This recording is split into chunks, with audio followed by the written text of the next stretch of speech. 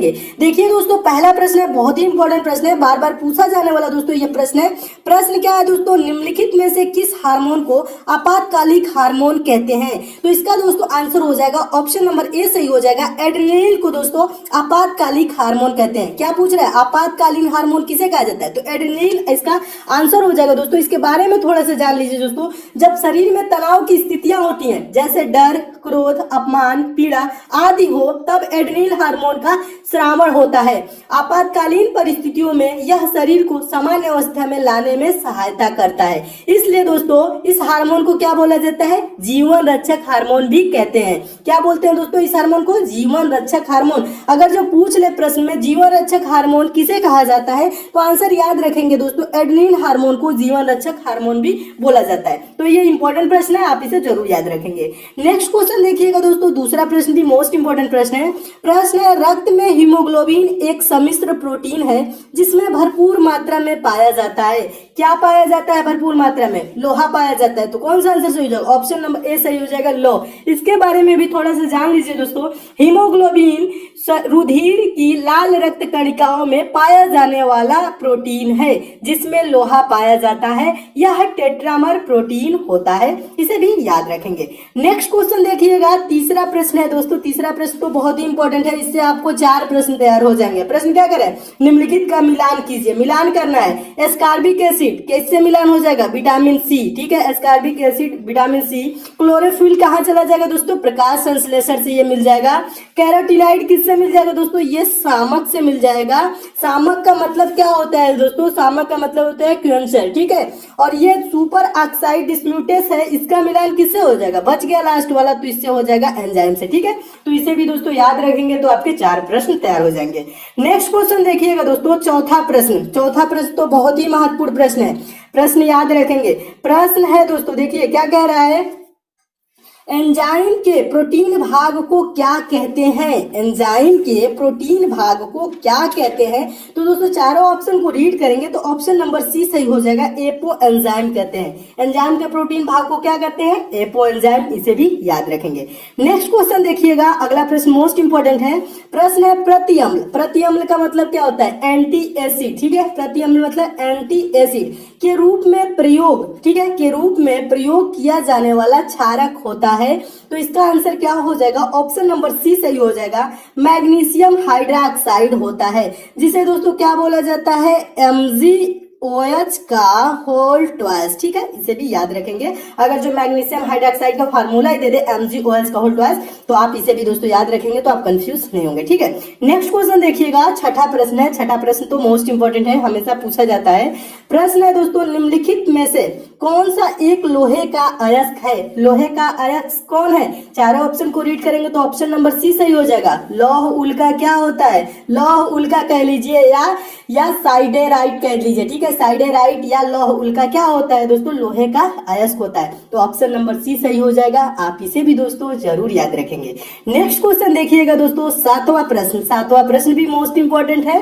प्रश्न है, सूर्य के चारों ओर घूमने वाले पृथ्वी के लिए कौन सा बल जिम्मेदार है? मोस्ट इंपोर्टेंट है, हमेशा पूछा जाता है, और इसका आंसर पिछले पार्ट में भी आपको बताया था। सूर्य के चारों ओर घूमने वाले पृथ्वी के लिए कौन सा बल जिम्मेदार है? तो आंसर हो जाएगा गुरुत्वाकर्षण बल। ये आपको बचपन से ही पता होगा। ठीक है, तो इसे भी दोस्तों आप जरूर याद रखेंगे, नहीं याद होगा तो। ठीक है, अगला प्रश्न देखिएगा दोस्तों, आठवां प्रश्न भी इंपॉर्टेंट है। प्रश्न है, वर्णदता। वर्णदता मतलब क्या होता है? वर्णदता क्या होता है दोस्तों? कलर ब्लाइंडनेस जिसे बोला जाता है इंग्लिश में, का दोष किस लेंस के प्रयोग द्वारा दूर किया जा सकता है? यह प्रश्न है, किस लेंस के द्वारा। वर्णदता के बारे में जान लीजिए। कलर ब्लाइंडनेस में कौन से रंगों की पहचान नहीं कर पाता है आदमी? लाल और हरा जो रंग होता है ना दोस्तों, उसी की क्या करता है? पहचान नहीं कर पाता है। तो इसे भी याद रखेंगे। और किसके द्वारा दूर किया जाता है प्रश्न में ये पूछ रहा है दोस्तों, तो इसका आंसर क्या हो जाएगा दोस्तों? वर्णदता किसी आपके लेंस द्वारा दूर नहीं किया जा सकता है। ठीक है, तो इसका आंसर क्या हो जाएगा दोस्तों? उपयुक्त में से कोई नहीं। इसका क्या आंसर हो जाएगा? उपयुक्त में से कोई नहीं। देखिए आपको बता दूं दोस्तों वर्णदत्ता का दोष आनुवंशिक है, जिसमें व्यक्ति कुछ रंगों प्रमुख रूप से लाल और हरे में विभेद नहीं कर पाता है। ठीक है, ये होता है, इसे किसी लेंस द्वारा दूर नहीं किया जा सकता। तो क्या होगा दोस्तों, ऑप्शन नंबर डी सही हो जाएगा। मोस्ट इंपोर्टेंट है, आप इसे जरूर याद रखेंगे। नेक्स्ट क्वेश्चन देखिएगा, अगला प्रश्न तो बार बार पूछा जाता है परीक्षा में। देखिएगा, प्रश्न है, भारत का नियंत्रक एवं महालेखा परीक्षक निम्नलिखित का एक मित्र एवं मार्गदर्शक होता है। किसका मित्र एवं मार्गदर्शक होता है? लोक लेखा समिति का। कौन सा सही हो जाएगा? ऑप्शन नंबर डी सही हो जाएगा। इसे भी दोस्तों आप जरूर याद रखेंगे। अगला प्रश्न देखिएगा, अगला प्रश्न भी इंपॉर्टेंट है। प्रश्न है, बहुत ही महत्वपूर्ण प्रश्न है। बहुत उच्च तापमान को मापने के लिए हम प्रयोग करते हैं, यानी कि ज्यादा से ज्यादा जब तापमान हो उसको मापने के लिए हम किस तापमापी का प्रयोग करते हैं? तो इसका आंसर हो जाएगा दोस्तों पायरोमीटर का उपयोग करते हैं, यानी कि ताप वैद्युत उत्तापमापी, यानी कि ऑप्शन नंबर सी सही हो जाएगा, जिसे इंग्लिश में क्या बोला जाता है दोस्तों? पायरोमीटर बोला जाता है। और पायरोमीटर से दोस्तों आपको बता दूं कितने से कितने डिग्री सेल्सियस तक मापा जाता है दोस्तों? -200 डिग्री सेंटीग्रेड से। ठीक है, कितने तक दोस्तों? 1600 डिग्री सेंटीग्रेड तक मापा जाता है। -200 डिग्री सेंटीग्रेड से 1600 डिग्री सेंटीग्रेड तक। तो बहुत उच्च तापमान को मापने के लिए किस उत्तापमापी का प्रयोग किया जाता है? ताप वैद्युत उत्तापमापी। ठीक है, तो इसे भी दोस्तों क्या करेंगे? याद रखेंगे। इंपॉर्टेंट प्रश्न है।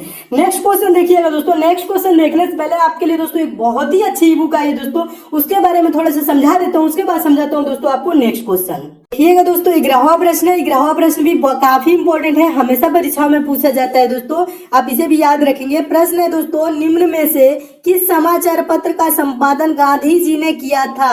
चारों ऑप्शन को रीड करेंगे तो दोस्तों कौन सा आंसर हो जाएगा? ऑप्शन नंबर ए सही हो जाएगा, नवजीवन। थोड़ा सा दोस्तों जान लीजिए, गांधी जी ने नवजीवन पत्र का संपादन किया था। ठीक है, इसका प्रकाशन वर्ष कब था दोस्तों? 1919 से 1931 तक अहमदाबाद से हिंदी एवं गुजराती में होता था।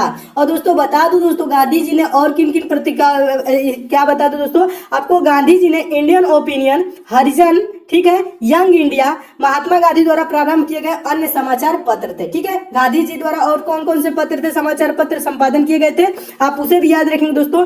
इंडियन ओपिनियन, ठीक है, हरिजन, यंग इंडिया, ठीक है, और कौन सा? नवजीवन। ठीक है, इन चारों को दोस्तों आप जरूर याद रखेंगे, हमेशा ये सब परीक्षाओं में पूछे जाते हैं।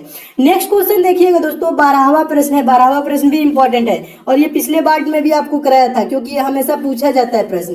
प्रश्न है, सिखों का अंतिम गुरु निम्न में से कौन था? सिखों का अंतिम गुरु दोस्तों कौन था? तो इसका दोस्तों चारों ऑप्शन को जब रीड करेंगे तो इसका आंसर क्या हो जाएगा दोस्तों? ऑप्शन नंबर सी सही हो जाएगा, गुरु गोविंद सिंह सिखों के अंतिम गुरु थे। अगर जो पूछ ले सिखों के 10वें गुरु कौन थे, तो यही आंसर हो जाएगा, गुरु गोविंद सिंह 10वें व अंतिम गुरु। ठीक है, 10वें भी थे और अंतिम भी थे। ठीक है, सिखों में कुल कितने गुरु हुए? 10 गुरु हुए। 10वें व अंतिम गुरु क्या हो जाएगा? ऑप्शन नंबर सी, गुरु गोविंद सिंह। आप इन्हें भी जरूर याद रखेंगे दोस्तों, ये प्रश्न काफी इंपॉर्टेंट है। नेक्स्ट क्वेश्चन देखिएगा दोस्तों, अगला प्रश्न तो मोस्ट इंपॉर्टेंट है, हमेशा परीक्षाओं में पूछा जाता है। प्रश्न है, भारत में बीबी का मकबरा कहाँ स्थित है? भारत में बीबी का मकबरा कहाँ स्थित है? तो आंसर हो जाएगा option number B, Aurangabad. Aurangabad कहाँ है दोस्तों? महाराष्ट्र में है। थोड़ा सा इसके बारे में भी दोस्तों जान लीजिए, काफी इंपॉर्टेंट प्रश्न है। भारत में बीबी का मकबरा महाराष्ट्र राज्य के औरंगाबाद में अवस्थित है। इस मकबरे का निर्माण मुगल बादशाह औरंगजेब द्वारा अपनी पहली पत्नी दिलरास बानो यानी बेगम रबिया उल दौरानी, ठीक है, रबिया उद दौरानी की याद में 17वीं शताब्दी में करवाया गया था। ठीक है, इसे ताजमहल की फुहड़ नकल भी माना जाता है। पूछा जाता है दोस्तों, बीबी का मकबरा यानी किसे दोस्तों? ताजमहल की फुहड़ नकल माना जाता है, तो उसे भी याद रखेंगे, बीबी की मकबरा को। ठीक है, बीबी का मकबरा को ताजमहल का क्या? फुहड़ नकल भी माना जाता है, तो आप इसे भी याद रखेंगे, हमेशा पूछा जाता है प्रश्न। नेक्स्ट क्वेश्चन देखिएगा दोस्तों, 14वां प्रश्न है। 14वां प्रश्न भी काफी इंपॉर्टेंट है। प्रश्न है, अमीर खुसरो एक संगीतज्ञ था और क्या था दोस्तों? सूफी संत भी था, फारसी तथा हिंदी का लेखक और विद्वान भी था, इतिहासकार भी था। तो आंसर कौन सा सही हो जाएगा? ऑप्शन नंबर डी सही हो जाएगा, उपयुक्त सभी। आप इसे भी दोस्तों जरूर याद रखेंगे। नेक्स्ट क्वेश्चन देखिएगा, अगला प्रश्न है 15वां प्रश्न। 15वां प्रश्न तो काफी इंपॉर्टेंट है, हमेशा पूछा जाता है। प्रश्न है, मंत्री परिषद के विरुद्ध अविश्वास प्रस्ताव लाने के लिए लोकसभा के सदस्यों की संख्या होनी होनी चाहिए? कम से कम दोस्तों कितनी होनी चाहिए? कम से कम 50 होनी चाहिए। तो ऑप्शन नंबर सी सही हो जाएगा, इसे भी याद रखेंगे। मंत्रिपरिषद के विरुद्ध अविश्वास प्रस्ताव लाने के लिए लोकसभा के सदस्यों की संख्या कितनी होनी चाहिए? 50 होनी चाहिए, न्यूनतम 50 होनी ही चाहिए। नेक्स्ट क्वेश्चन देखिएगा, अगला प्रश्न तो इंपॉर्टेंट है, पिछले पार्ट में भी कराया हुआ है, इंपॉर्टेंट है क्योंकि बार बार ये प्रश्न पूछा जाता है।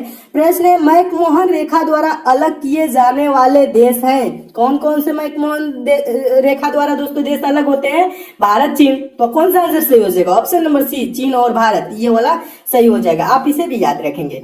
नेक्स्ट क्वेश्चन देखिएगा, नेक्स्ट क्वेश्चन काफी इंपॉर्टेंट है, हमेशा पूछा जाता है दोस्तों प्रश्न, ये मोस्ट इंपॉर्टेंट दोस्तों प्रश्न है। चांद की तरह प्रावस्थाएं दिखाने वाला ग्रह है, चांद की तरह प्रावस्थाएं दिखाने वाला ग्रह है, तो आंसर हो जाएगा दोस्तों शुक्र, ऑप्शन नंबर ए सही हो जाएगा। और शुक्र ग्रह को दोस्तों क्या बोला जाता है? पृथ्वी की भगनी, ठीक है, पृथ्वी की भगनी बोला जाता है, सांझ का तारा बोला जाता है, भोर का तारा बोला जाता है, ठीक है। इसे भी सबसे चमकीला ग्रह किसे बोला जाता है? यानी कि इसे भी क्या बोला जाता है? शुक्र को ही बोला जाता है। और सबसे गर्म भी होता है कौन? शुक्र होता है। शुक्र से इतने फैक्ट बनते हैं, सभी प्रश्नों को आप जरूर याद रखेंगे, यही सब प्रश्न परीक्षा में पूछे जाते हैं।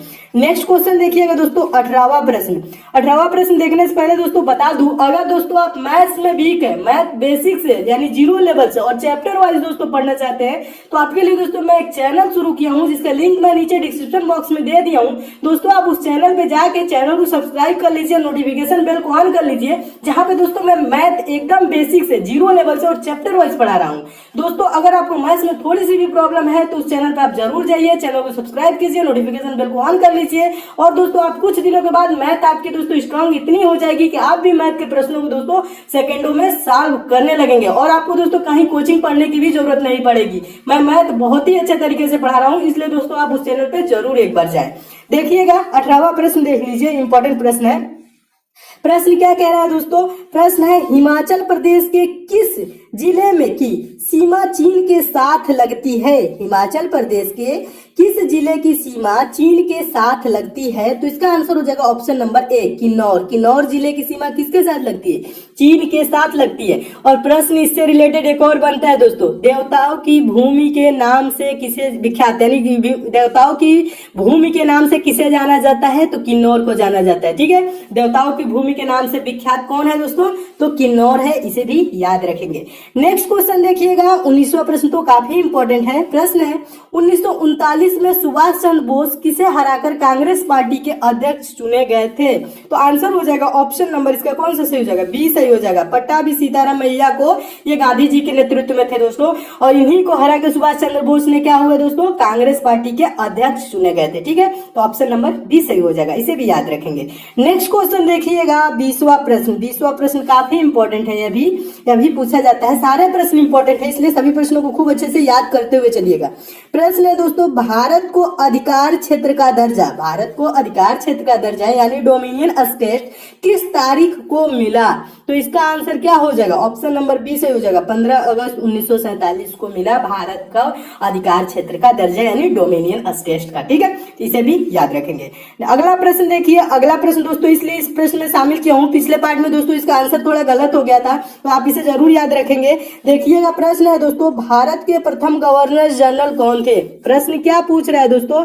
भारत के प्रथम गवर्नर जनरल कौन थे? तो इसका दोस्तों आंसर क्या हो जाएगा? बता दूं पहले इसके बारे में दोस्तों, 1833 के चार्टर एक्ट के द्वारा भारतीय, ठीक है, प्रशासन को पूर्णतः केंद्रीकृत करने का प्रयास किया गया। इस एक्ट के द्वारा बंगाल के गवर्नर जनरल को भारत का गवर्नर जनरल बना दिया गया। 1833 ईस्वी में लॉर्ड विलियम बेंटिक को भारत का गवर्नर जनरल बनाया गया, ठीक है। 1833 ईस्वी में लॉर्ड विलियम बेंटिक को भारत का गवर्नर जनरल बनाया गया। तो इसका आंसर क्या हो जाएगा दोस्तों? ऑप्शन नंबर ए सही हो जाएगा। आप इसे जरूर याद रखेंगे। पिछले पार्ट में दोस्तों ये प्रश्न गलत हो गया था भूल चूक से, ठीक है, स्लिप मिस्टेक कभी कभी हो जाती है, ठीक है, तो इसका माइंड नहीं लेंगे, ठीक है। तो प्रश्न क्या कर रहे हैं? भारत के प्रथम गवर्नर जनरल कौन थे? तो क्या आंसर हो जाएगा? लॉर्ड विलियम बेंटिक, और इसे अच्छे से याद रखेंगे। नेक्स्ट क्वेश्चन देखिएगा दोस्तों, अगला प्रश्न है 22वां प्रश्न, काफी इंपॉर्टेंट है।